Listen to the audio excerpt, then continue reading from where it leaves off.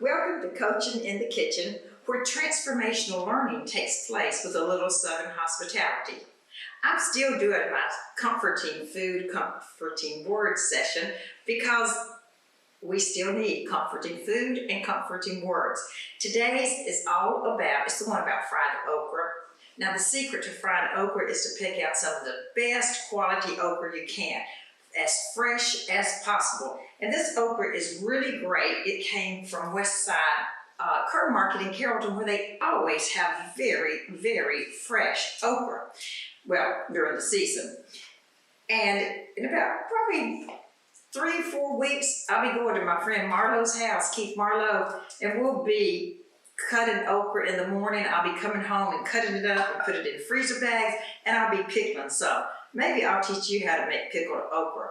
So what you notice I'm doing, I've washed the okra, it's real clean, and I'm cutting it into about 1/4 inch to 1/2 inch pieces, and just fill my bowl until I have plenty of okra. Here's a little secret. This okra, if you listen and had just the noise, you would hear it's a little bit crunchy, so it's overdone. The okra needs to be just as smooth to the cut as possible. After I got my okra cut up, I'm going to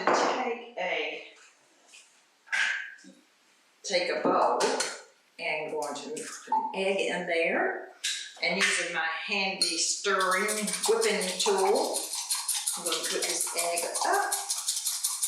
Then I'm going to, now some people don't do it this way.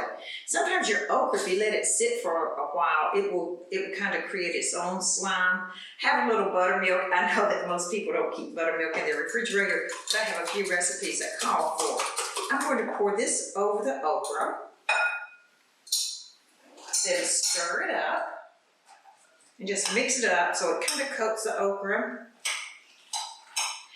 And you know, somebody asked me, my friend Margaret, who was my neighbor, died at 101 years old, and she used to say, "Shirley, you are the queen of fried okra." Well, that's because I have cooked fried okra all my life. And that kind of gives me the theme of today. My theme today is practice it until you become it. No matter what you're doing, you don't become natural to it until you have practiced it over and over and over, much like driving a car. So once the okra has been coated with this gooey kind of stuff, then I simply just take it and put it into cornmeal, and I put a little flour in this cornmeal. I'm going to toss this in there and going to coat my okra with this cornmeal batter. There's a little bit of flour in here, and I see how I'm just rolling it around so it just makes a nice coat on each piece. And I'll continue to do this till all the okra is coated. Now another way you can do it, you can throw it in a bag, you know, like a baggie, and put your cornmeal in a baggie and just shake it around a little bit. That's another way to do it. There's all sorts of ways to do things, isn't there? But once you get your way down, then practice it your way until you become it. So we're going to go over to the stove in just a minute, and we're going to cook this okra, and I'm going to show you what perfect, well, maybe not perfect, but what great fried okra looks like. So one of the hardest things to figure out about frying anything is to get your temperature correct. So what I usually do is I put my temperature on about, you know, kind of toward high, but not really high. And I just drop a piece of okra down in there and wait for it to start popping just a little bit. So while that's going on, while the oil is heating up, and I've just put about a 1/4 inch of oil in my pan. And I always use a really heavy duty pan. Sometimes I use a skillet, an iron skillet. This is just a really heavy pan so that the heat distributes evenly, and that will help your okra or whatever you're cooking cook thoroughly at the same time, and you won't have burnt spots. So let's talk for just a minute about practice it till you become it. I bet you over the past few weeks you had to learn something new. I know for me, I've had to learn to take my training material from where I presented live in a classroom and learn how to do it virtually. And I have to tell you, that was a pretty steep learning curve for me. And I don't know it yet, and I'm going to start practicing it in a couple of weeks, and then probably 3 months from now, I'll think, oh my gosh, I have practiced it till I've become it. So what is it that you could practice and think about? For some people, it might be improving your communication skills, maybe listening a little better. I know I need to practice that one. Maybe you need to practice not being so reactive. And maybe there's just skills at work you need to practice or parenthood, but whatever you need to practice, then this is a great time to practice it. And suddenly you realize, oh my gosh, I can do this. I'll never forget the first day I made the coconut cake and I wasn't in a panic about it. It just kind of flowed naturally.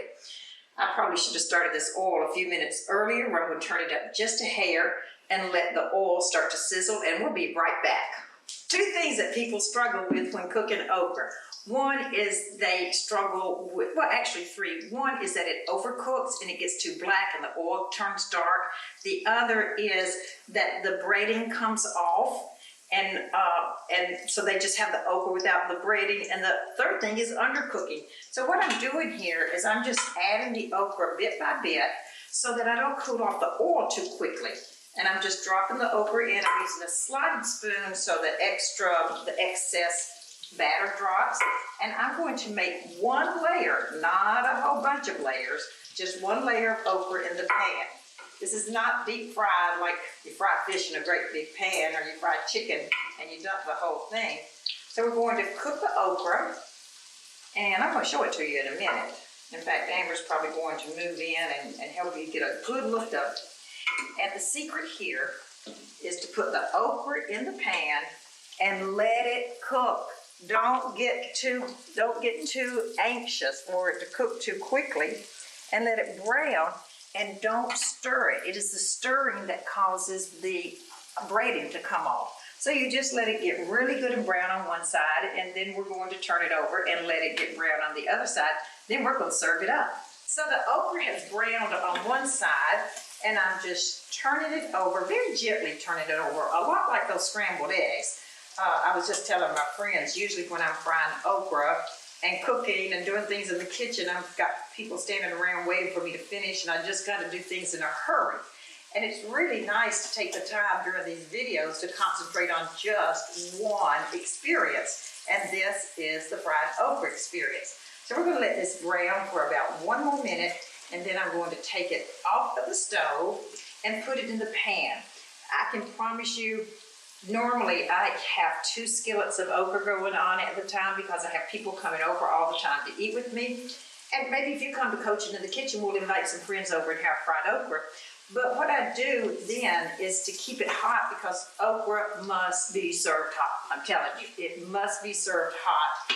And it can be served with, some people use it for an hors d'oeuvre now, and some people actually fry whole pods of okra and serve it with ranch dressing. So as the okra comes off, it's going to be brown, and if I had to wait to serve it, then I would put it on the pan, and after it drained, I would put it in the oven and let it just stay in a warm oven so it would continue to be crisp. So let me just pull this okra out now, and you can see the color of it and the brown texture. I'm letting the excess oil drain off. And I can promise you there are people in this kitchen that are dying for some of this okra. So as soon as I get this up, I'm going to plate it, and I'll be right back. So okay, there you have it, some fresh okra with just a little bit of salt on it.